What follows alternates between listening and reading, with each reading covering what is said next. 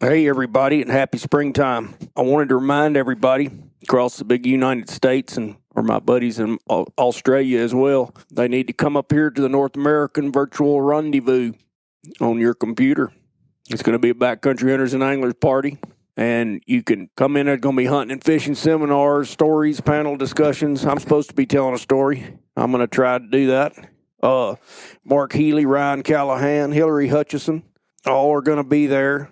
It's going to be a good time. It'd be a lot better time if we were going to be all together drinking beers, but we do what we can. It'll be Public Landowner Film Fest and Filson Campfire Stories, all kind of new programs highlighting. There's 2019 was a huge year for backcountry hunters and anglers. If you go to look at what got accomplished on the website, you can find it, what got accomplished outside in the world. There's a list of it on the website. I found it last night myself, and I was blown away. People are doing some incredible work all the way across this country, and it does my heart good. So you'll have a chance to win great gear from our corporate partners. Go to www.backcountryhunters.org/rendezvous to learn more about it. So that would be www.backcountryhunters.org/rendezvous. Join us on the worldwide interweb, and we'll probably see you out in the woods or on the river before that. But this is North American Virtual Rendezvous, June 1 through 6. Come see us. Come join us. Talk soon. Since when in this country is cheap the right thing to do? Mm-hmm. Again, I'm going to say it needs a narrative change. Is it going to cost more? Yeah, probably. Yeah. But it's right. Mm. It's the right thing to do.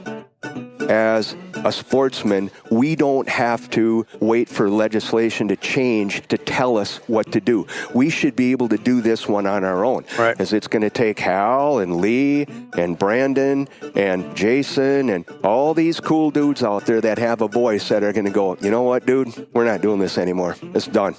I'm participating in trying to talk to people about a vast movement that has nothing to do with political parties. That simply says, like, wetlands, wildlife, clean water, clean air. I mean, good God, when did those things become, like, political? Wild things in wild places. There you go. All right, everybody, this is Hal Herring with Backcountry Hunters and Anglers Podcast and Blast. We are in the Bonnier Suite at the SHOT Show deep in the belly of not Los Angeles. Bros Angeles. Yeah. We're in Las Vegas, although it's hard to tell. Yeah. I'm with Lee Kjos, and he is a photographer who's shot pretty much all over the world, right? Yep, I've been around. Shoot for outdoor life and... Well, when you get old enough, you pretty much have been all over, right? True enough. It's age. Yeah, it's happening to me too. Yeah. But we're lucky to get here this morning. One of the great things about SHOT Show is having access to people that are scattered all over the country. Like you're in Minnesota, I am. Right? Mm-hmm. So tell me just a little bit about where you come from and how you got to where you're at. Well, I grew up in northern Minnesota. My mom and dad had a hunting and fishing resort in northern Minnesota. And I cut my teeth with a dad that was, mom supported everything. But dad was a traveling sportsman kind of before it was a thing, right? I mean, he tied his flies. He was a great fly fisherman. Always had a Model 12 and traveled all over, and he brought me everywhere as a little kid. So I saw things back in a time when it was considerably different than they are now. But the bottom line is it forms who you are. You bet. Your informative years, right? Yeah. Well, I saw that photo you had on your Facebook page of you, and it's before you're born.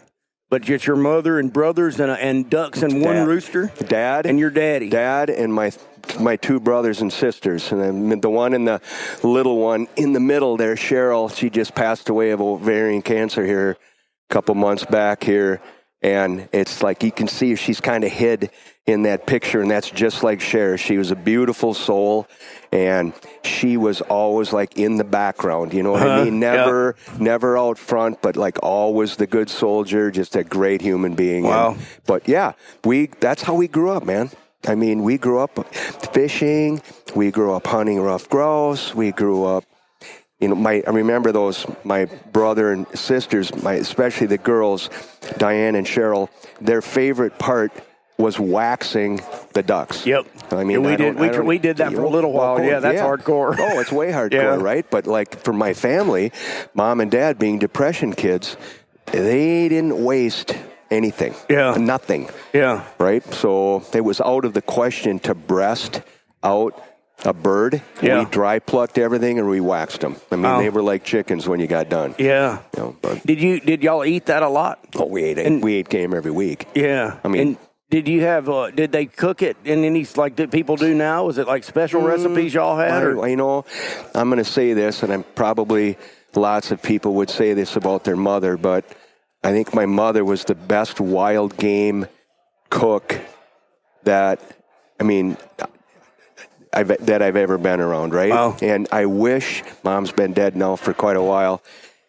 I really wish, I regret that I didn't pay attention when I was young to how she did that. But I remember her taking ducks and like putting them in what are those? Are they called a Dutch oven? Those like blue, you know what I'm talking about? Yeah. She would take them and she would like face them. And we would... When you say face them, meaning what? She would like face the ducks like in this beautiful round oval circle that she'd make. And we would shoot coot at the end of a hunt. And we would take all the gizzards out of a coot. I mean, you know, the gizzard on a coot's about the size of your fist, right? Yep. I've only cleaned 2 coots in my life, but yeah. Their whole ass is a gizzard. Yeah. Right? Yeah. So we'd take that, and then you'd fillet that and pull that little walnut-looking sack out of there, and then run those through an old meat grinder. And she would use that in the sage dressing. Wow. The coot gizzards, right? Yeah. Oh, my God. I'm telling you, man, it was, like, outrageous. When she would finish that, the ducks would all be like, the skin would be golden brown, and like you'd try to pull a leg, and that whole thing would come apart. Yeah. I mean, it's just, wow. Outrageous. Where do you think they started learning to eat coots? I think. Is that a Minnesota thing? Well, I mean, I wouldn't say that. I mean, the Cajuns eat them right big time. They call them poodoo. Right, poodoo. Yeah. Yep. I think, in all honesty, being from Norwegian descent in western Minnesota, they didn't have anything. Yeah. Right? Yeah. So what they ate was really simple, like boiled dinner every week, and you know what I mean? Yeah, and stuff you can put in a lunch bucket. So if you could shoot them and figure out what to do with, I mean, that's what we did. Yeah. Right. I think it was more a way of just really simple people. Yeah. Gotcha. I was thinking the Cajuns, when you pluck a coot, it's purple. Oh, yeah, they're way different. I mean, you look at them, and I go, one time my dog pulled one out of a big marsh. It was not shot or nothing. He's caught it, you know, and we took it home, and I plucked it, and we cooked it, but I can't say much for it. Right. But the Cajuns make great stuff out of it, I know it can be done. I've never heard of this thing your mother did. Oh, it's fantastic. That's really cool. Oh, the gizzards are fantastic. Yeah. And the limit's 50.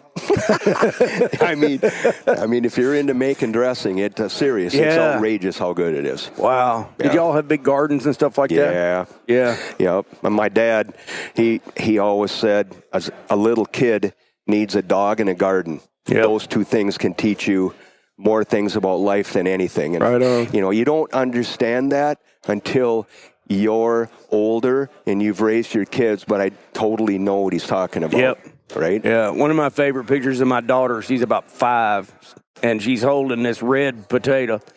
And somebody wrote on there, it was on Facebook, and wrote on there, it's a Boone and Crockett spud. But it's like, it's a booner. It's a booner spud. And she's so happy. Like, everybody's like, we're digging taters like before it freezes, you know. And yeah, man, I agree with that saying for sure. Mm-hmm. So you talked about your dad traveled hard to hunt, like he was in Ingomar, Montana. Oh yeah, So he loved Ingomar. I believe there was an old Jersey Lily. The Jersey Lil was there, right? Yeah, it's just recently come up for sale. Yep. Okay, so I remember him taking me there, and that would have been in the 70s there, but he hunted that ground in the, well, I remember, I have photographs like the mid-50s. Yeah. And it was it was a, kind of a boys club kind of deal that they did, and mule deer and antelope, but there was something about that place that was so wild as a little kid, like, wow, we're going to Montana from Minnesota, you know? Yeah, it was big. And you get to Ingomar too, and it's a perfect classic, like 1909 Homestead Act. Everybody moved there. They all got a quarter section, and then they rapidly realized that a quarter section of that was you couldn't do anything with it. Not that ground. Yeah. No. And it's just the remnants of the homestead is all around Ingomar now. It's looks like a wave crashed. Mm-hmm. Yeah. Oh, I bet. Yeah, it's pretty. Yeah. It's really interesting still. Mm-hmm. They have a post office that's still open. Is there still antelope on the main street? I think so. Probably more now than there were then, right? I mean, you come from northern Minnesota, right? And you go and you're like, what? What are they doing? They're on Dad, they're on Main Street. Yeah, right on. Yeah. And then another thing, one of my favorite images I got when looking up your stuff was that brim, that bluegill.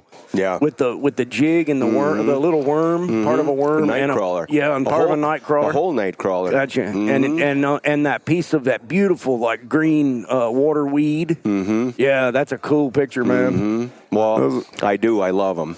Everybody that knows me knows I love giant bluegills. I mean, they're like, I think they're about the coolest fish. Right. I knew this would be a good interview when I saw that picture. Yeah. Because I got into fly fishing those things. And I was reading your little piece about that. I mean, it's really cool, man. I love fly fishing. And that fishing those little poppers. Mm-hmm. Yeah. And so where do you do that? Is that a Minnesota thing? Northern Minnesota. Yeah. Yeah, where I grew up. I mean, there's a handful of lakes up there that usually it happens sometime in June. And they move in shallow.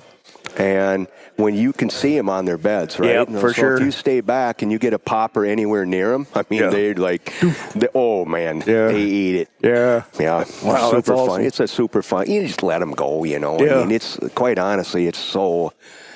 Like, you kind of feel bad, you know what I mean? Because it's so easy? Yeah. Yeah, for sure. That's like bed and brim is where I grew up. Yeah.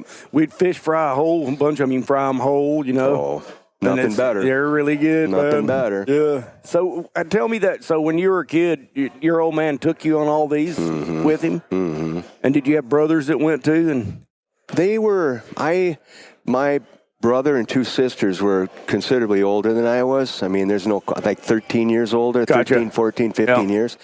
So there's no question I was a mistake, right? I mean, they denied it. Yeah. They always denied it. They're like, oh, no. My mom would say, oh, no, you were planned. And yeah, right, Mom. Like, I'm, like I say, right now, I'm 59. If you have a kid 13 years past the other one, no, you didn't try that. You're right. Late to the party. Yeah.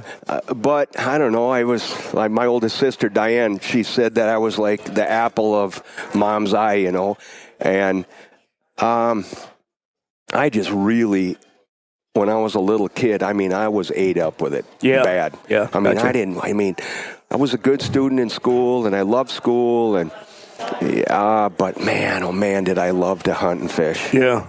It's some people are born to it. Oh, you're born. Did you read that post? It's called Born to It. No, tell me. I believe it's the one you're talking about. With the brim, you saw Dad, my dad and my yes, I did my two sisters and brother with a canvasback, a bald pate, a gray duck, maybe a greenhead, and then there's a pheasant over on it. That's what it was like.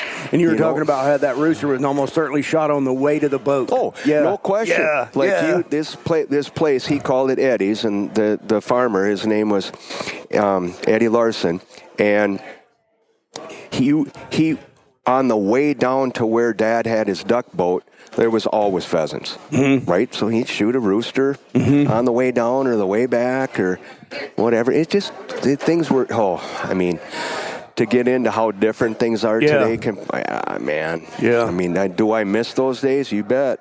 Yeah, You for bet sure. I do. Well, we were just talking about in the idea of Bozeman, Montana. You know, it's like even in my lifetime, my wife and I delivered a load of plants to a restoration company down there in 25 years ago. It was in Belgrade, and it was nothing. Like it was like I couldn't even find that place today. You know, it's been erased. It's gone. And that's not that long ago. No. You know, and No, it's not. before we get into all that, though, I wanted to ask you, and it's not doesn't have to be depressing. You know, it simply is what it is. It's a choice. We're going to make a choice about how it's going to be. But I wanted to ask you about your imagery, like those grizzly bears and doll sheep and all that stuff. How did you come to photography in this? And did you do anything else to get you there? I mean, it's a podcast, so we got some time here. It's as organic can get.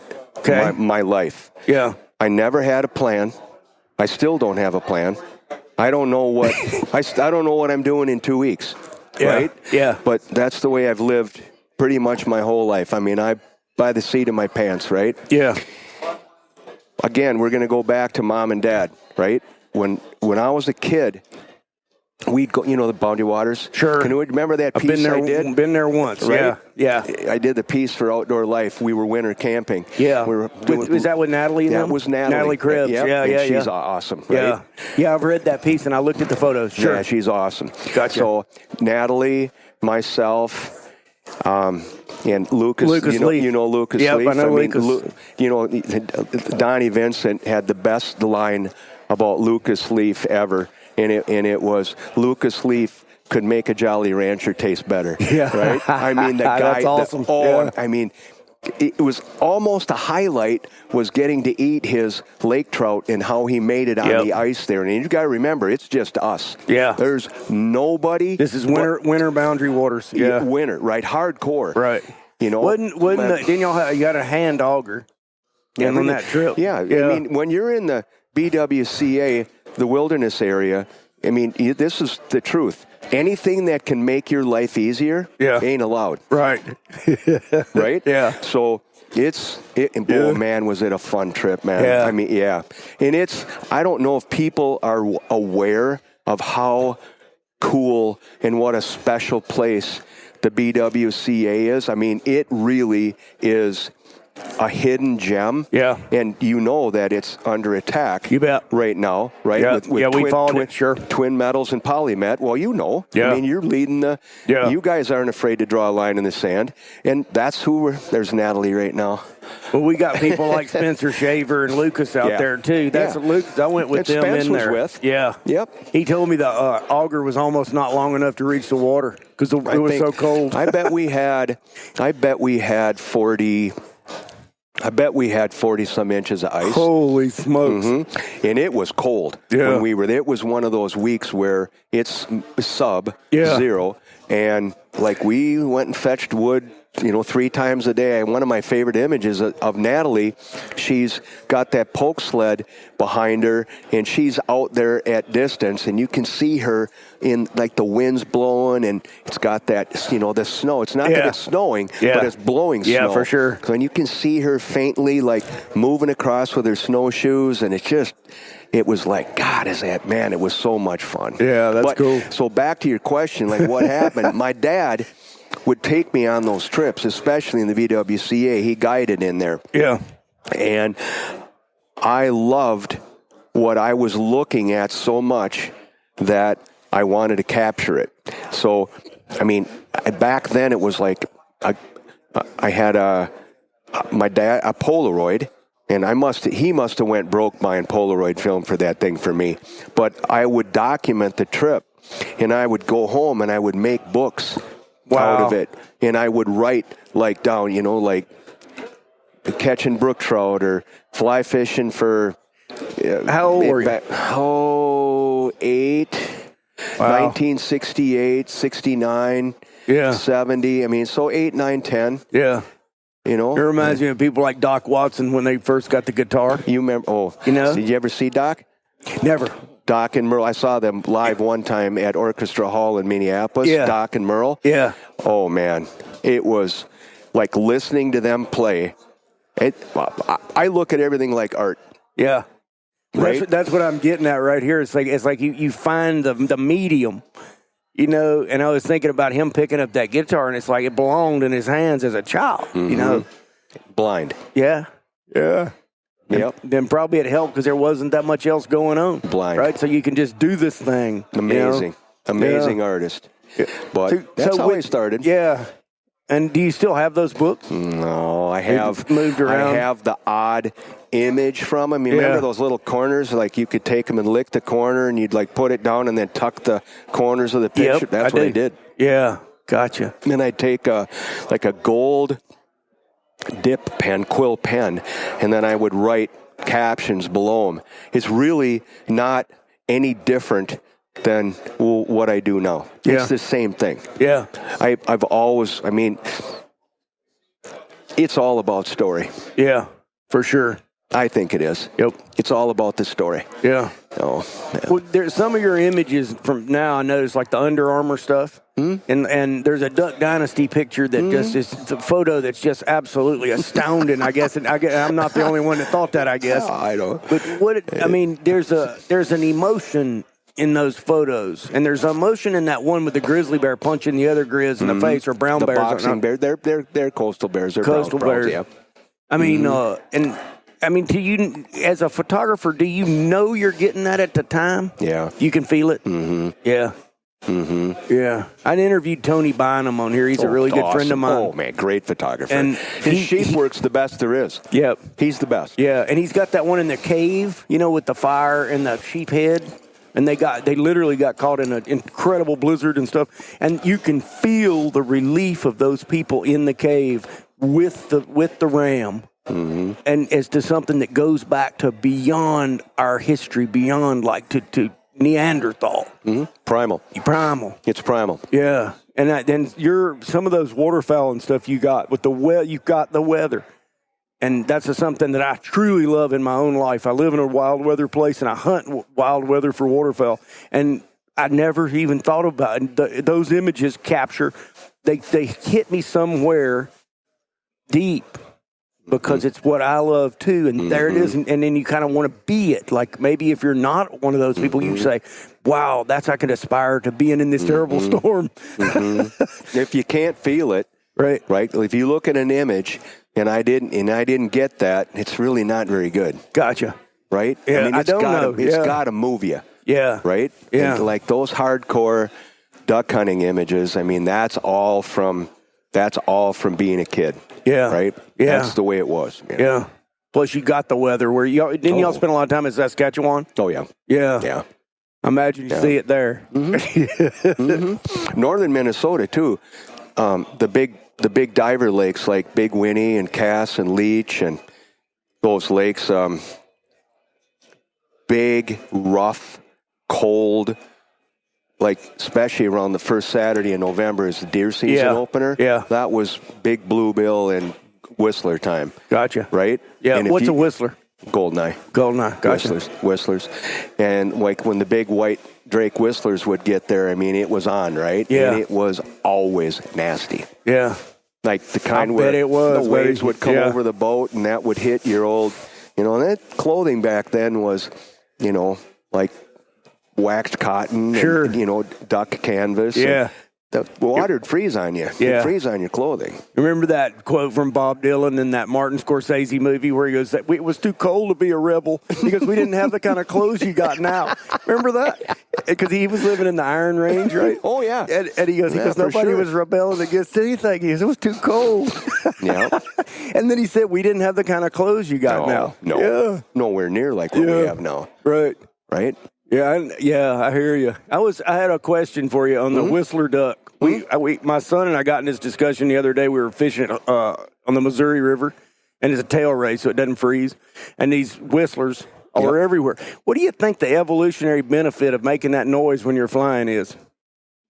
I don't know. It must have something to do with girls. It must. He goes, he's got the most beautiful wings. Oh, yeah. Yeah, because they took off, and I was just like, it was just amazing. Oh, yeah. It never stops. Oh, yeah. Oh, yeah. No, you can hear them like on a flat, like foggy morning when you can hear them coming forever. Yeah. Mm-hmm. Did y'all eat those too? Oh, yeah. We ate everything. Right. If we're going to hunt it or fish it, we're eating it. We're eating it, yeah. We're eating it. Yeah. Yeah. I've never eaten one of those. Oh, they're fantastic. Are they? Mm-hmm. Yeah. Fat. Cool. Late in the year, fat. Because they're very successful, I notice. Like, there's lots of them, and they're always, like, on that part of the Missouri. Mm-hmm. And Montana, those rivers are full of them. Yep. Yeah. Late season, too. Oh, yeah, you bet. Yeah. You bet. Don't you think game is really, like, how you take care of it and how you prepare it? Probably. I think it is. I got turned off by somebody gotten railed on me on this, but I was eating shovelers when I was training my dog, and I've never eaten another shoveler. But I might have just fixed it wrong. Don't shoot them. Yeah, I don't anymore. No. Mm-hmm. Yeah, I just let them pass by. Mm-hmm. Yeah. I mean, I know some guys that day. I don't shoot them. Yeah. Have you ever eaten a shoveler that was any good? I can't answer that. Yeah. I don't remember. Gotcha. I bet my mom and dad ate them. Yeah. Somebody told me the other day, they said, you're out of your mind. I'll cook some for you and you won't know the difference, But I haven't experienced that. Mm-hmm. But so go ahead. I've had people like in the fish world, that like don't like northern pike. And I'm telling you, like northern Minnesota, the water that I grew up on, you take the Y bones out of them and you make them just like you'd fry a pan-fried walleye or whatever. And, I don't think you can tell the difference. Right on. Yeah, I love them. Oh, me too. I love them. Yeah, and I've taken some out of some pretty bad water, like an alkali. Warm and yellow water. Yeah, and they were still okay. They were still good. They were not as tough. They were not as hard, But they were still good. Mm-hmm. We just love them. I've got a good man. He one of your shooters too, Tom Martineau, a really good buddy of mine, photographer, colleague, friend of mine. And we fish Tobin Lake, Saskatchewan. Yeah. Yeah, DIY stuff, we love it. And when you look at pike, when you pull pike out of the water, some have a yellow hue to them. Yep. And then some are real white. Yep. And, I started to pay attention to that, and I'm like, this white one right here, that one's going to be better.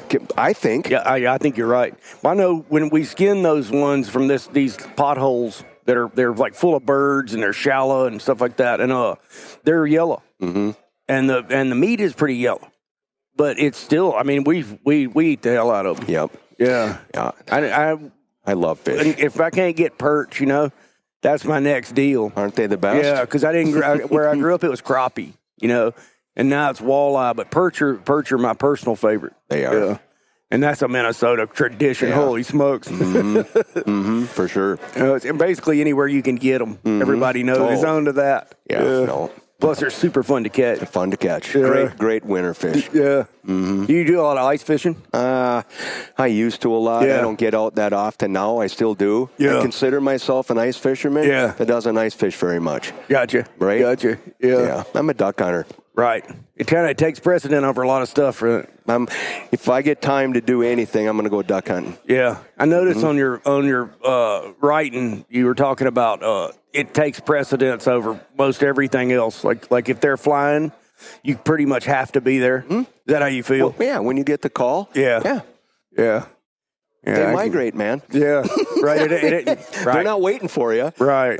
Right. So, yeah, when you get the call, you go. Yeah. So, yeah. And you have a beautiful image of being in a shed working decoys and fixing lines and stuff. On there, and it's like what you do after season. It's really cool because I was in a barn the other day. These guys are outfitters. And they do that with the tack, and they fix stuff all winter until packing season comes back around, in May or in April. And they're totally got the wood stove going. It's real peaceful. Nobody's after you. That's my dairy barn that my wife renovated. That picture you're talking about. It's waterfowling. Part of it is like the gear. Yeah. Right? Yeah, you have to love it. You got to love all of it, right? Yep. And I do. I love all of it. Yeah.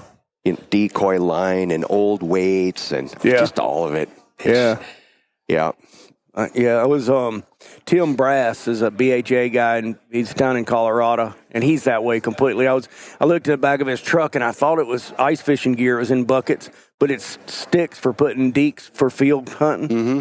And I was like, you been ice fishing? He goes, no, you didn't know what I was talking about, because it's not ice fishing. He's out there hunting. Mm-hmm. But his truck was completely packed with gear. Like, gear. Yeah, and it was ready to go at a moment's notice, like you're talking about. Mm-hmm. So when with the not the compulsion to capture, because I don't think that's the way it is. I think it's just like this beauty that you're like catching, and as a photographer, But when did you find that you could make some money at that or make a living at that?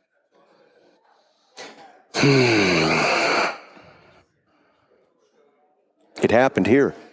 It happened at a SHOT Show 20-some years ago.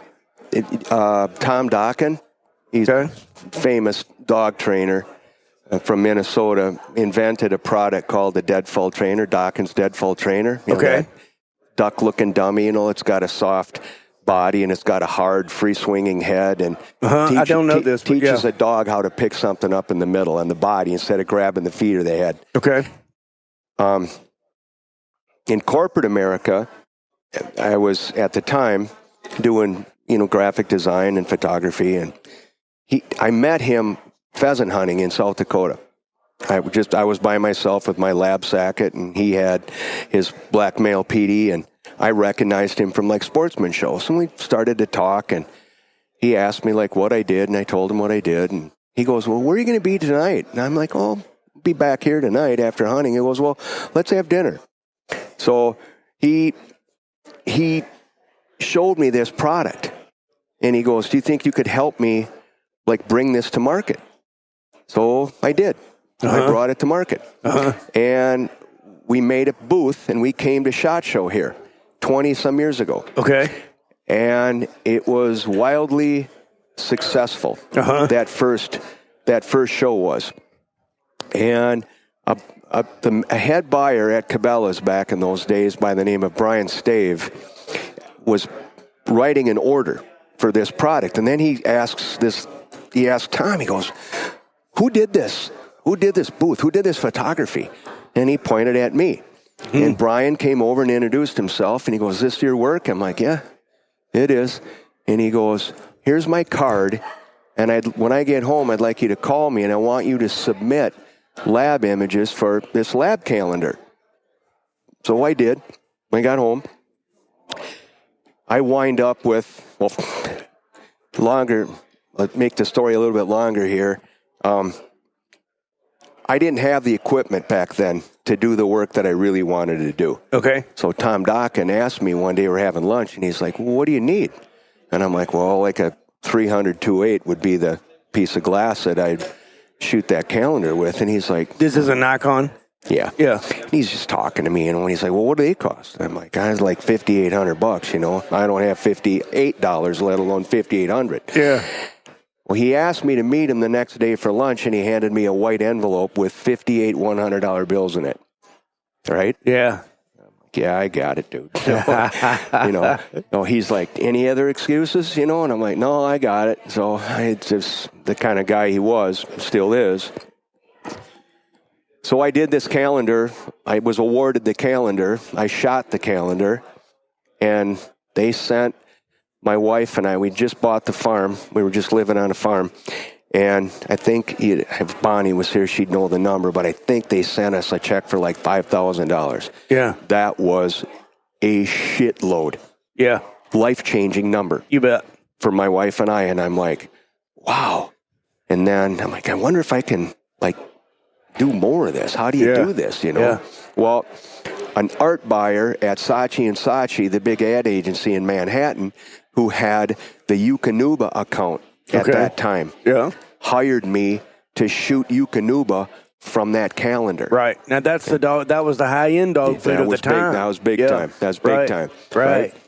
And that turned into, now I was in Saatchi & Saatchi, and an art buyer saw the work that I was producing, and they had the Old Spice account. And at that time, Tony Stewart was the NASCAR champion. And they asked me if I'd shoot Tony Stewart at Charlotte Speedway, North Carolina. Yeah. And I mean, it was one thing after another. Yeah. Like I said, when I mean organic, Yeah. dude, I have no clue where this stuff's coming from. Right. But it went, and I remember. So here's when it really started to get weird. Bonnie and I are sitting. I call her B. B is what I call her. Anyway, we're sitting at home on the farm, and I get a phone call from another art buyer at a big agency, and they're like, "You shot a photograph of a lab that we saw in a calendar, and we'd like it to be the launch of this Eukanuba product. This is a different section of that, of at Saatchi & Saatchi, different art buyer." And I'm like, "Yeah." And they're like, "Well, we'd like to buy that image for," it was an ad campaign. It was all collateral. It was a billboard. I mean, back then it was no social, right? Yeah. No. And I'm like, "Okay." And I have no idea what I'm doing, right? No idea. Yeah.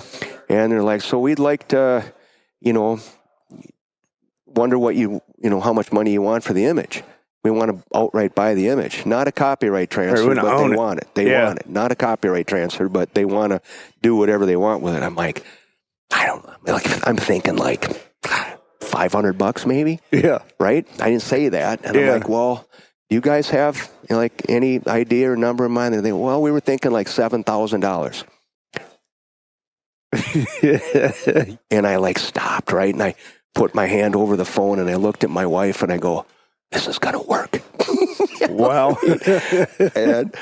And then that turned into, I shot Uke for a bunch of years, and then Purina hired me, and I shot Purina, and then here I started to pick up when things really changed in the outdoor world for me was when Steve McIlvaine at the time was the VP of marketing for Benelli USA, when McIlvaine hired me and I got to do that hardcore Benelli work. Yeah. That's really what Gotcha. I think. Yeah. Yeah. I think that's what probably people in this space probably know me for most. Do you think? I don't know. I'd ask you. What do you think? I don't know. It's the hardcore waterfowl work that I did. It's the waterfowl work that spoke to me first. Yeah, though. I think that's what I am. No, it's what I am. Yeah.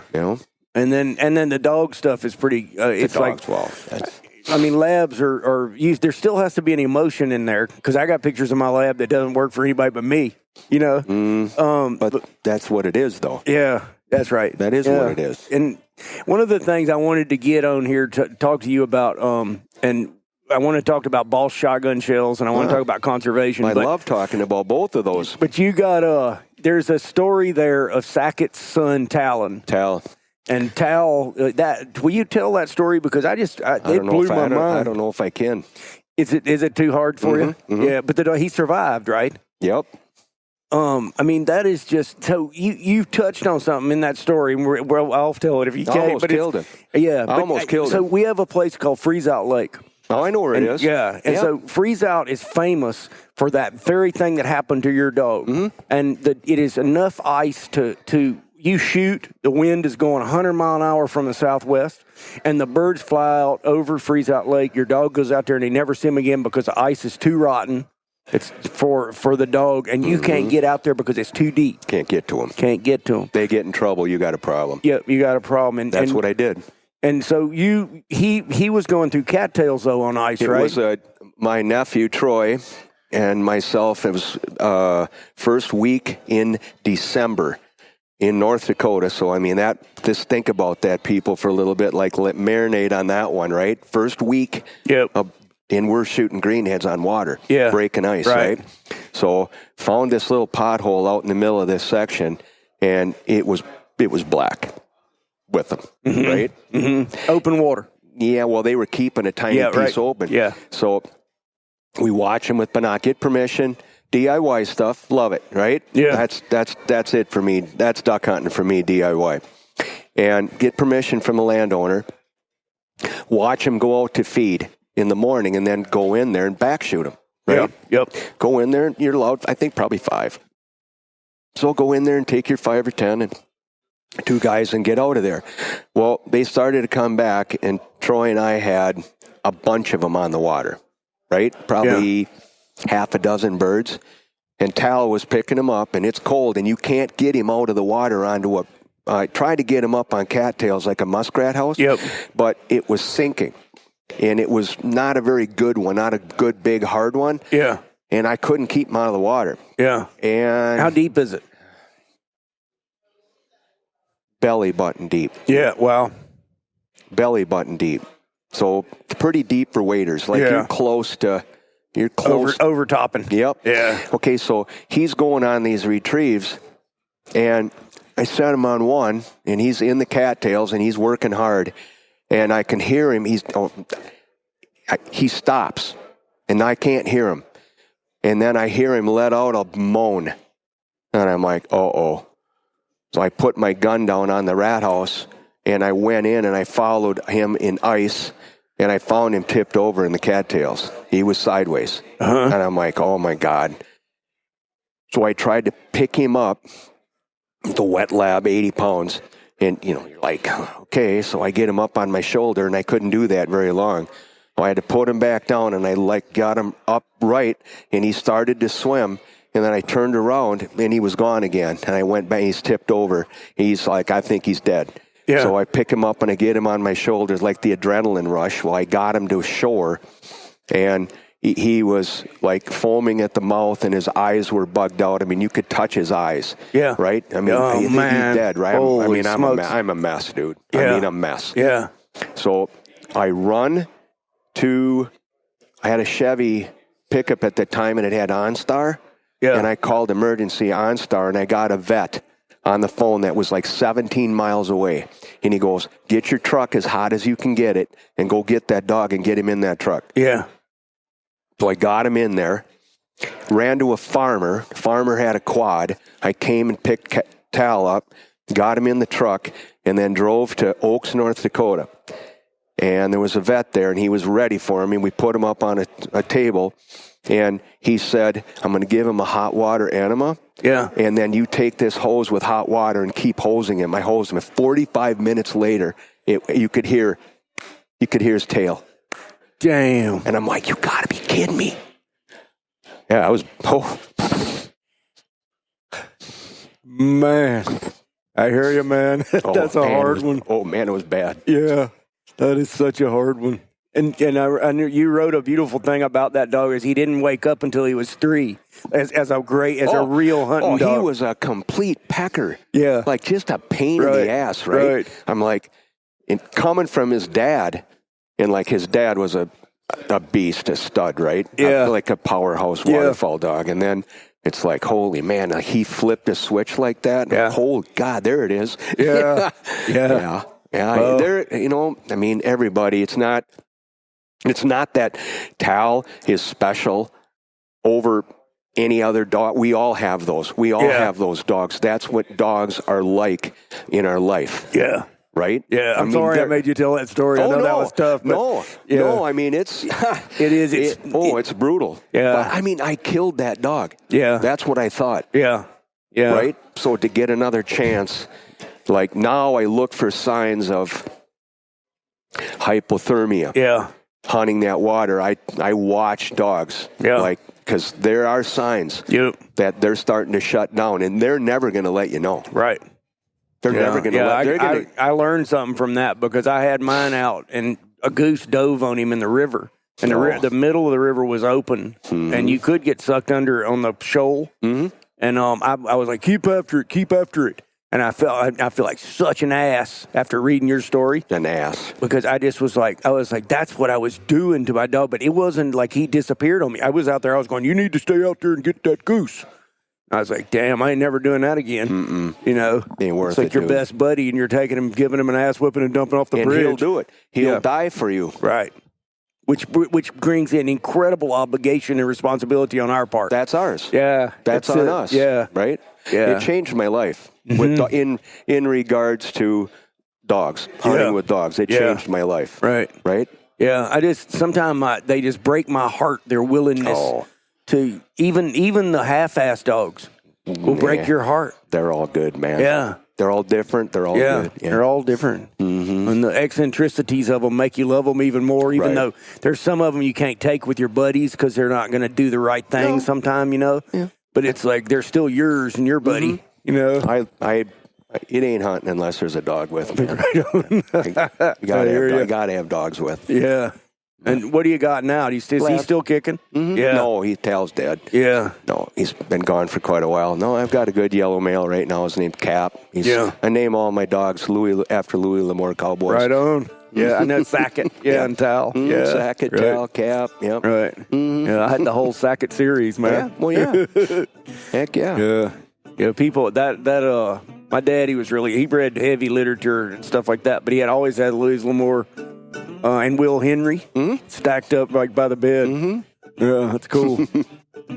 Hey, everybody, this is Hal Herring, Backcountry Hunters and Anglers Podcast and Blast. Hey, if you are not already a member of Backcountry Hunters and Anglers, this is a great chance to sign up, join up, and be part of something powerful, standing together and having a good time, celebrating America's public lands and working to protect our future hunting and fishing there. Please go to backcountryhunters.org/BHA podcast, and you'll see you get a $25 value t-shirt. The whole thing's $35. So you get a shirt, and for $10, you're part of one of the most powerful conservation movements in the United States. That comes with Backcountry Journal, which is a really great magazine, and it comes with part of being a movement that we're going to need more than ever in this future that's coming up in the wake of this pandemic and all of this government spending with these deficits. People are going to be, they're going to be cutting funding for public lands. They're going to be going after public lands. We're going to need to stand tall and stand united. And this is the best way to do it right now. Pick up a membership to Backcountry Hunters and Anglers, and we'll see you out there, man. Well, so to move on into this, so you got into, let's talk about ball shot shells. And one of the timing of this couldn't be better because, one, we just did this podcast with the No Lead partnership with Chris Parrish, Leland Brown, who I hope you'll listen to sometime because Leland is an invasive species biologist who's probably put in more trigger time clearing invasive species like off of island habitats. I mean, it's just a remarkable rifleman. Love it. You know, and these guys are hardcore no lead stuff, you know, and that's what brought you to ball shotgun shells, right? So can you tell me a little bit about that story? Brandon Sarecki's the dude's name, and he had this idea with the shell, and he's a classic blue collar generational metal plater. Okay. From Michigan. Okay. Right? And I mean classic blue collar dude, right? And is that a machinist? Yeah. That does that? Well, he's just metal plating. Like he's whip smart. He's develops processes on how to help people solve problems in metal plating, and he's sold a couple of these processes, and he's a unique cat, right? He's he's red, white, and blue. Yeah. Right? Yeah. That's what he is. Well, he came up with this shell. He asked I'm going to try to keep this part short because it's really not important how we got together. It's way more important that we did get together. Okay. But he came to me with this shell, and he had no idea how to bring it to market, and it's good, right? I mean, that's what fired me up more than anything was it's so fun to market something that's good. Really and when you say good, mean how do you mean that? It's effective. Yeah. It's an effective, non-toxic killer. Yeah. It's like I tell people that copper-plated boss is it acts just like lead used to. Yep. It patterns like it. It kills like it.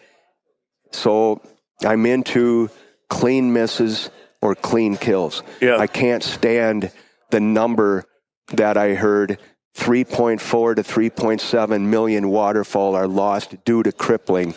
Yeah. I mean, I can't, it's hard to get your head wrapped around that. You bet. Knowing that we don't need legislation to be responsible. We can do that on our own. Yeah. We can cut that number in half all it takes is a narrative change. Yeah. It takes people to get behind it and go, hey, dude, Wait till they're 30 yards. Wait till you can see their eyes. Right. Wait till you can see their egg bill and then hammer them, right? Yeah. I mean, you can do that. Yeah. We don't have to do this. So I also, I was wondering about this because how old are you? 55. You're 55. I'm 59. I'm going to be 60 here pretty quick. So we shot lead, right? Oh, yeah. Do you think lead poisoning killed more waterfowl than shitty shells? I don't know the answer to that. Than shitty steel Yeah, shells? I don't know the answer Right? to that. Yeah. I do know when I first started shooting steel, I hated it. Oh, and I hated it. I also it took away my confidence. It took something out of the intention of the shot because I wasn't confident that it was working. I did pattern it on big like sheets of cardboard and stuff, and I didn't like that. No. Well, it's nowhere. It's not even close. Right, and then there was always I was shooting a little side by side from like 1920s, and I didn't want to run steel through that. Of course not. Yeah. Okay, so take all those things right there. Yeah. Even the old side by side. All of those are what got me so fired up on copper plated Boss. Yeah. After shooting it, I knew what we had. I just didn't know how it would be received. Yeah. Well, we know now how it's being received. Yeah. So I launched Boss on, I shouldn't say it went me, Brandon, a couple other dudes, Luke, Zach, Meg at the shop. There's a handful of people that are so behind it and so committed that I'm like, yeah, man, let's do this. We can do this. So we launched it on Instagram October 6th of what would have been 18. So it's a little over a year old, right? Yeah. Just this morning. This happened this morning. I see Federal, the big boys, right? The Titans. Yeah. Launched a shell to compete with that Boss, that copper-plated Boss, right? Yeah. They put Ranella on the box. Yeah. So you can, they get all their, their mighty might, and their power and their money. Yeah. And I told Brandon this morning, I'm like, well, now you got all their attention. Yeah. Everybody. Right. When they're in it, when they're doing it now, right, you got their attention. And I said, today is a big day for Boss shot shells because now you're in the game. You bet. You woke them up, right? There was a declaration of arrival. You poked the bear. You bet. Right? Yeah. So that's what happened. And it's really, it's fun. It's really fun. I bet it is. Oh, right. It's fun. It's just also to have some. I was late to the party on this conversion over to non-lead everything for hunting upland birds. And I went to heavy shot and then Kent. And I want to shoot the balls. I haven't. I thought I had, but I had. Well, you will from now on. So but I'm going to make sure you're shooting it. I think that this conversion, in a way, it speaks to something so much deeper too, about the declaration of seriousness of American hunters. And I have just followed this because I was kind of ashamed of being so late to the party, like talking to Chris Parrish and stuff. And I did that podcast, and people were going, "Dude, we did this 10 years ago. Where you been?" You know, it's only because there's not enough people with a voice that are willing to draw a hard line in the sand, and say, "This is not right." Right. This isn't right. Right. We have fantastic alternatives to lead. We got lead out of paint. We got lead out of gasoline. We've taken lead out of everything else, right? Why? As sportsmen, are we putting it into the environment? I read a report here a little while ago where up to 20 million animals and birds, including beautiful meadowlarks and bobolink and stuff like that, are dying a year from lead poisoning. That is something, as a sportsman, we don't have to wait for legislation to change to tell us what to do. We should be able to do this one on our own. Right. So what it's going to take is it's going to take Hal and Lee and Brandon and Jason and all these cool dudes out there that have a voice that are going to go, you know what, dude, we're not doing this anymore. It's done. Right. We're done. Right? Boss will never make a lead shell. Right? In fact, early this summer, we're going to come out with a line that's low pressure, low recoil, and low impact on the environment, so it'll have an organic fiber wad.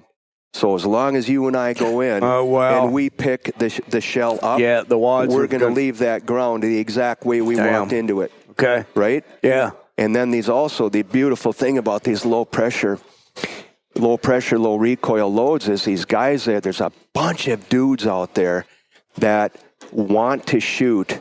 They're like really nice old school English side-by-sides, and they're afraid of those stocks, the shells cracking those stocks, right? Yeah.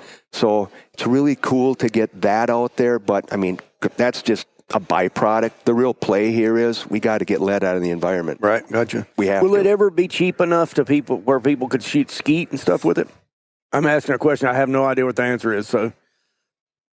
Or do you go ahead and say that lead's going to be a part of skeet shooting forever? So I don't want to say that because I don't think there should be lead. Mm-hmm. I'll never get off that. It's a tough one because if I said, since when in this country is cheap the right thing to do? Mm-hmm. Right? Mm-hmm. Again, I'm going to say it needs a narrative change. Is it going to cost more? Yeah, probably. Yeah. Probably. But it's right. Mm-hmm. It's the right thing to do. Right? Right. So I wonder, it's going to be a hard transition to target. There's no question. Yeah. How about we just talk about in the uplands itself? That's where I'm at with it. Right? Yeah, that's where I'm at with it. I mean, there's no reason for it. Yeah. Right? No, I agree with that. I'm on there. The target part is 'cause I do a lot of recreational shooting, and I know people that skeet shoot and I want people to keep doing that, And so that's a thing we'll have to work out. Mm-hmm. But I'm good on it on game. Chris Parrish said, like anything that you're going to eat or is going to be left in the field for other things to eat. That's it. Yeah, that's what it comes down to. Yeah, I didn't even think about things like this. Like when they shoot an animal or whatever, and you dress it out or whatever, and you have your gut pile and stuff there. Yeah. There's animals that eat that get lead poisoning from doing that. A lot. Yeah. A lot. Yeah. That was the condor thing. That's where Chris came into this. Yeah. Yep. So, I mean, is this going to be a political battle where there's big lobby that gets involved? Because let's face it, it's going to come down to big money. Mm-hmm. It all does. Mm-hmm. Mm-hmm. Right? Mm-hmm. Somebody's got to draw a line in the sand and fight it, right? Mm-hmm. I'm willing to fight that one. Gotcha. Well, I think it's incredibly admirable and draw that line, and I don't know where I'm at on that because of the target stuff and the access to shooting. Like shooting gophers with a .22. I really had to question that. Not so much just because I don't mass kill gophers, but you're definitely leaving a bunch of gophers get eaten by hogs. It's lead, man. It's lead. It's lead, and it's extremely toxic. Yeah.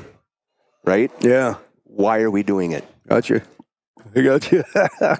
So we can at least control what we can control. Yeah. Right. Right? Sure. And that's a choice. That's on us. That's on us. Yeah. So how does that to play that into a larger scheme of waterfowl and upland birds, and in your life, in my life too, it's gotten worse. I mean, let's face it, numbers are down, wetlands are lost.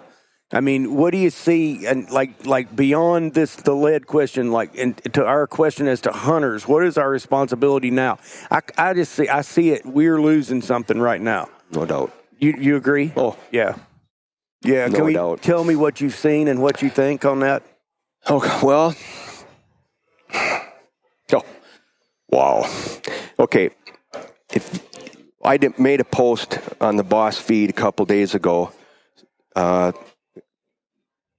Really cool gal in the outdoor world, her and her dad, Sierra Langbell. She did a project for Delta Waterfowl, right? Okay. Gathered a bunch of the outdoor photographers and asked if we'd participate and make donate an image and make a cool calendar and give all the proceeds back to Delta. And of course we're going to do that, right? Yeah. So I made a post on the Boss feed here a couple days ago, and it tanked. But all my conservation posts tank. Nobody cares. I shouldn't say nobody, because I know they're out there. And for all those folks that are listening to this podcast, if you're out there, I mean, we need your help, man. Yeah. And we need your voice, right? Yeah. We have to change. Yeah. Again, I'm going to talk about a narrative change. We have to change one.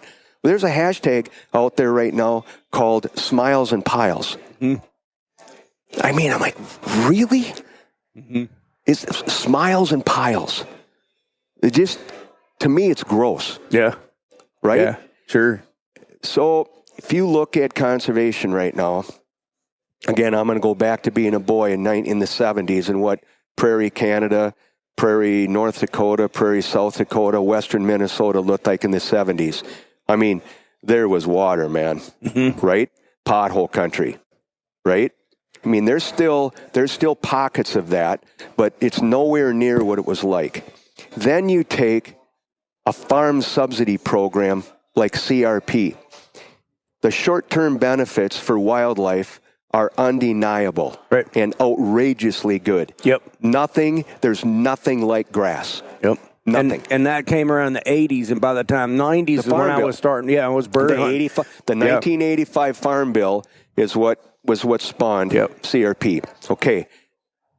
In the last, I believe it was towards the end of the W administration, 13.5 million acres of grassland came out that we, taxpayers, subsidize. It's a farm subsidy. You bet. It's not a conservation program. Oh, no. It's a farm subsidy. Right. So it comes out, and now you have, there's 13.5 million acres gone, right? Yeah, under the plow. Right? Yeah, and half of that didn't produce the crops, and so it was insured. It's like we were paying to lose. You're in the spin cycle. Yeah. Right? Yep. So, conservation, I believe we have to get involved more. I don't care which one you pick. And then you're going to have people that call, but Ducks Unlimited does this. They're just this giant corp. Dude, save it. Sometime I wish people would just look at the success of Ducks Unlimited. Are you telling me? And just tell me that just what will we be without them?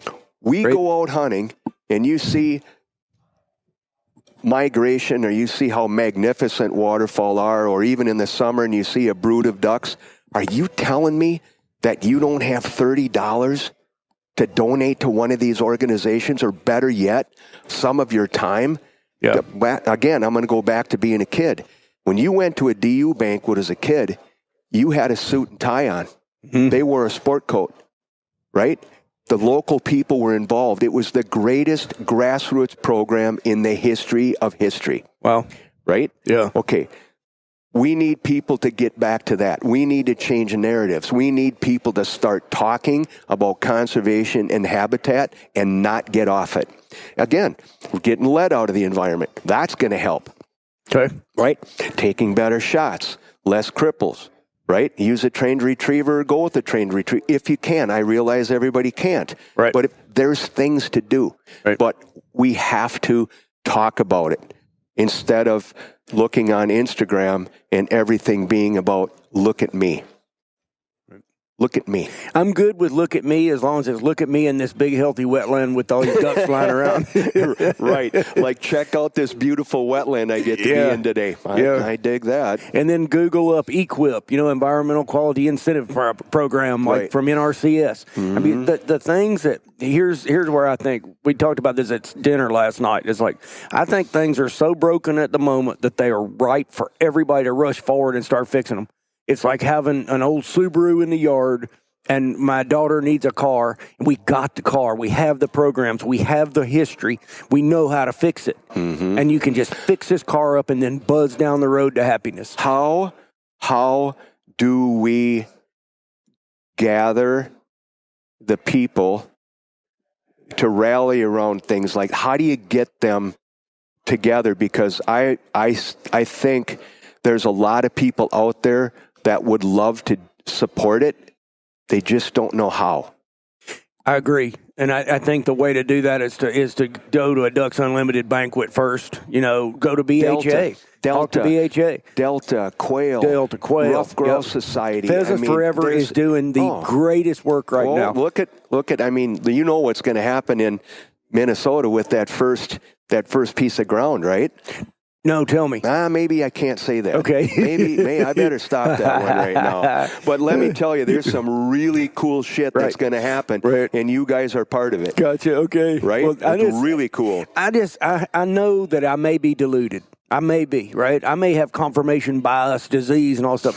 But I believe that we're at the turning point because we're going to be tying. I spent a whole day on Ag Web the other day, just their Facebook page, reading farmers' comments. Mm-hmm. Okay, people are in big trouble on commodity prices. They're low. They're not paying for the big tractors. It's hard for farmers. They are underwater from flooding. We have less ducks, and the secret to this is commodities need to be, you plant less, you put it back in CRP, you work equip, you solve the damn flooding problems downstream, you solve the dead zone and the water problems in Des Moines, Iowa, where the nitrates, we're paying to poison ourselves with fertilizer runoff from wetlands that we should have never drained. You're funding your own misery. You're funding your own misery, and the people who are doing it to you are miserable too. And so this is a thing that I feel so strongly that if people understood this ball, this matrix, this ecology of dysfunction we're in now, we're Americans. We fixed worse than that in a Dust Bowl, way worse. Mm-hmm. And I just see it. Pollinator belts and wetland reserves and incentives for farmers. I'm not talking about the big draconian hammer on people at all. Mm-hmm. I just think I think we're smart enough to fix this. So there's no question we are. Again, I'm going to get, people, guys I'm with all the time, they hear me rant about this stuff all the time. People get really sick of hearing me too. They get tired of me. Oh man, they get tired of it. Right? And I'm saying it's a narrative change, and we have narratives and false narratives out there that are very, very damaging to the long-term health of what we do in our environment. I mean, people have got to start looking at Earth.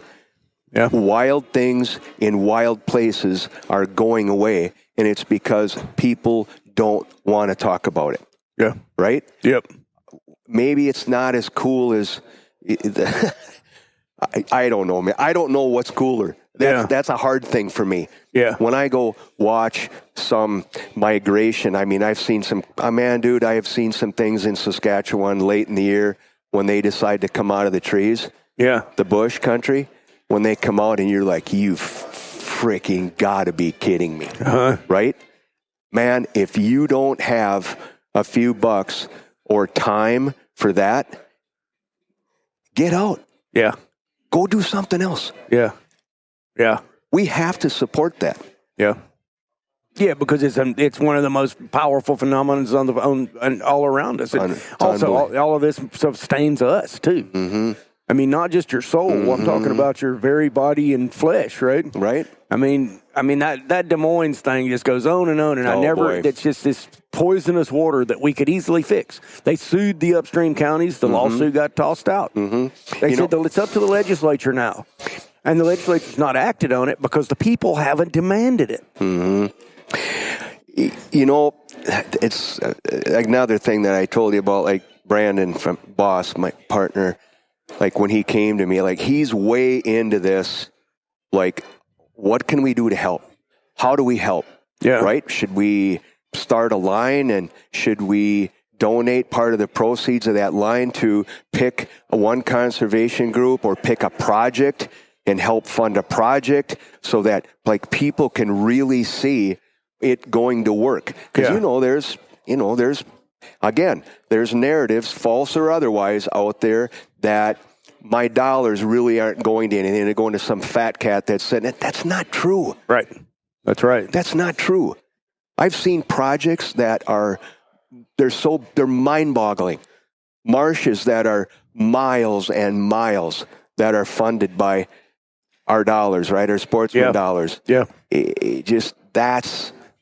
that's where it's at. Yeah. And it's not only our responsibility as a group or a culture of sportsmen, it comes down to the individual. It's like, dude, what's inside you, man? Yeah. What do you believe in? What do you believe in? Yeah. Right? What do you believe in? Because if you don't believe in that, man, I got nothing for you. Right. Right? Right. I got nothing for you. I feel bad for you. Yeah. Right? I hear you. Yeah. What do you think in the near future you're going to keep just shooting and shooting photos and running boss? And I love boss. I love everything about it. The people, the model, making things the very, very best you can. I love talking to the consumers on social media. I never thought I'd like that. It's really not, well, look at me, right? I don't look like that guy, right? But I do. I love it. Yeah. And I tell people it's kind of like the days of going to the old hardware store where the dude behind the counter knew about what he's talking about. Like there's a Winchester Model 12 on the rack, and there was G&H Henriette and decoys, and they could talk about that. Or like I said, that old XX Winchester XX buffer copper-plated lead shell, right? It was just a hammer. Well, now you could talk to a guy like that at a hardware store, and now you get people, they'll direct message you or shoot you a private request, and they're like, hey, I heard about this, blah, blah, blah. What do you think? And I'm like, well, what do you hunt? You know, what's your deal? And he goes, well, I'm a duck hunter. You hunt big ducks or you hunt little ducks? You hunt them early in the year, you hunt them late. Right. What gun you shooting? Then we talk about chokes and putting it on paper. Yep. Right? You have to pattern. Yeah. You have to. Yeah. You have to. Yeah. I think about a guy buying a sheep tag and not dialing in his rifle. Yeah, gotcha. Right? Is a duck's life not worth as much as a sheep? Right, gotcha. I'd say no. You know what I'm saying? Yeah, I agree with you. Yeah, you know what they're I'm saying? equal. I mean, do you go out that irresponsibly? Right. Not knowing what your gun's doing? Do you not care that between 3.4 and 3.7 million are lost every year due to crippling? Right. Dude, that kills me. Yeah. I mean, if I do one thing in my life, that's the one thing I want to change. That and getting the lead out. Yeah. Right? Yeah. That's what I want to do. Gotcha. The I thing. It's not an I thing. It's a we thing. It has to be done. Right. So, I don't know. Like I say, dude, I can rant on that one. Well, you're in the right world, man. You found your place to the platform. Right. Right. Yeah. And it's really cool that the consumers now, I mean, as a photographer, I always felt that photographers were and are the voice of the outdoors, especially with beautiful magazines like Outdoor Life, Field and Stream. Yep. The way DU and the way that is, it's helped shape so many people, and we are the voice. Well, now, because of social media, the consumer has a voice and a platform. Yeah. Use it. Yeah. Gotcha. Use it. Yeah. Use it for the good that it can be. Right. Sure. Of course, there's all kinds of nonsense on it, but there's nonsense in everywhere. There's nonsense everywhere. That's right. Right? That's right. Use it. Use your voice. And we have a vote. Yeah. Right? Yes. Use it. Yeah. Yeah. That's what I'm waiting for. I'm waiting, not waiting. I'm participating in trying to talk to people about a vast movement that has nothing to do with political parties.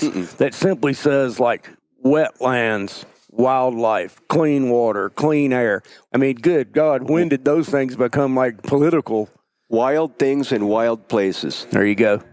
That's what it is. That's what we're talking about. Yep. Right? Gotcha. Yeah. Yeah. Yep. And hopefully access for everyday common walking the street people and their family to be able to enjoy it. Yeah. Right? I also think that's maybe, other than conservation and habitat, the largest problem that we face is access to quality ground for everyday common people. No, I agree. That's what happened in the South. It's a tough one. Oh, it's hard, man. Everywhere. Yeah. It's hard everywhere. Hunting, ducks especially. I mean, I've seen that change because it's so, close to me. Yeah. But seen it change over a number of decades here. And it's, the DIY game's a tough one. Yeah. Right? Yeah. Is it better in Canada? Yeah. Yeah. It's just bigger with less people competing for it. Yeah, but it's changing. Yeah. I mean, now I just heard there's a movement up there that they're trying to pass a law up in Saskatchewan that you're not going to be able to hunt waterfowl if you don't go with a guide or an outfitter. Holy smokes. I'll be done. Yeah. Hey, I'm not doing that. Right. It's not that that's not okay. It's not what I do. Right. It's not how I like to do it. Right. Well, it's also limiting. It's cutting people out of the game. Let's face it. And is that good? No. That's not good. I'm telling you, it's not. That ain't good, dude. Yeah, I mean, we can be unequivocal that that's not good. That's not good. Yeah. You can't argue that one. Yeah. Right? You can tell me, you can say why the climate, the reason it's changing, but not that it is changing. Yeah, that's right. Right? Yeah, for sure. Mm-hmm. Yeah, well, I like the irrefutable, I mean, like irrefutable truth. Yeah. And we can disagree on all kinds of perceptions, right? Mm-hmm. But I know we got to go, but I'm anything, what do you got planned? What's on the calendar for you? Oh, well, I mean, the thing for me right now is to continue to try to help change narratives that need changing. I'll use Boss as a voice or a platform for that, and I'm really stoked about that non-tox, low pressure, low recoil, low impact on the environment load that we're going to come out in June. I really want the community and the upland hunters and a handful of people, media. I'll need ink, just to try to help change that and change that narrative. Yeah, and get lead out of the environment. Yeah, I hear you. Think we can do that? Do you? Yeah, I do too. Yeah, I do too. I think there'll be. I think there's going to have to be innovation. It's a movement. Doing the things that you're doing with Boss. Mm-hmm. Yeah, it's a movement. Yeah, and once people I kind of want to say it has to kind of have a cool factor to move the needle. Right. But if people get behind it and go, really? Yeah. That's real? That happens? Yeah. Yeah, dude. Right. That's real. Right. I read where a wild bobwhite quail can die from ingesting one number 7 lead shot. Damn. Right? That one, for some reason, hit home to me harder than seeing staggering numbers. I'm like, really? It's that toxic? Right. Yeah. Well, the other thing is the effort to bring back bobwhite quail has been my entire life now. I saw the very last of it. Aren't they cool? Yeah, they're as cool as it gets. They're cool as it gets. Yeah. I got to hunt them on a place called Sincola, south of Thomasville, Georgia. Wild ground that they burn in the spring, and they manage that ground.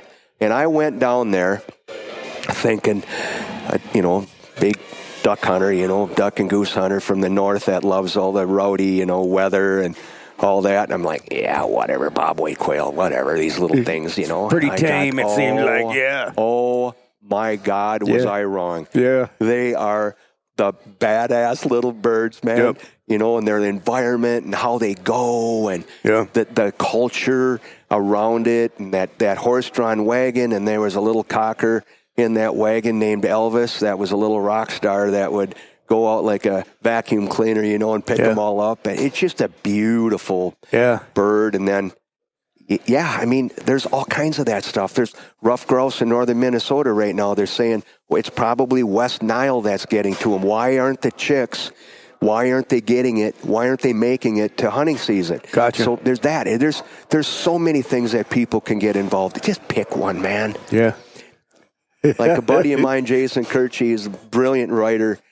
Helps me with a lot of projects and work and at Boss and stuff like that. And he told me for the cost of a bad hamburger and one beer, right? Mm-hmm. You can join one of these organizations, right? Please do it. Yeah. Please do. Yeah. And it does. There is strength in numbers.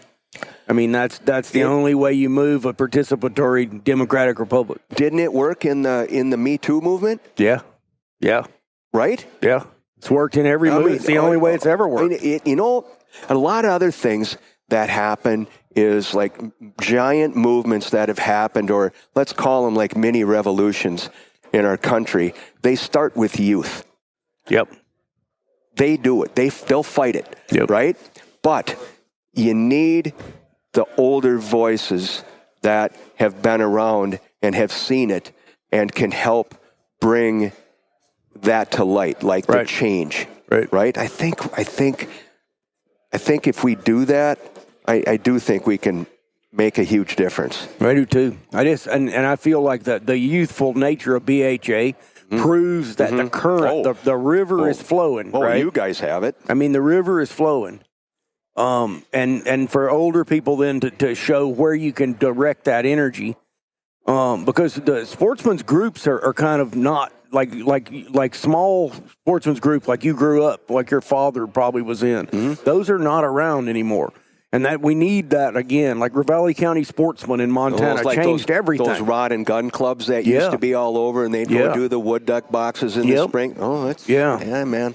Yeah. And you know, I don't participate in that, so I'm not the one to talk, right? But that a resurgence in something like that would be nice. But if we can't have that, we have to do it some other way, you know?